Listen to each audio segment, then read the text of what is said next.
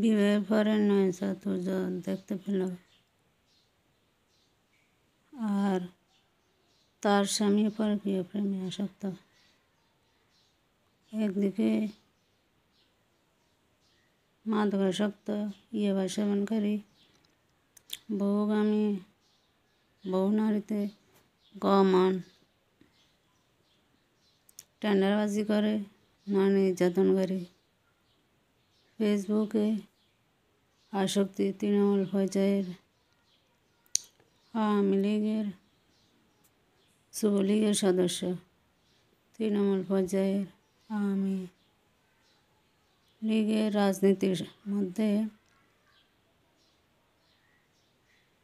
উন্নত সংস্কৃতি বোধ সম্পন্ন কোনো কালচার পরিলক্ষিত হয় না।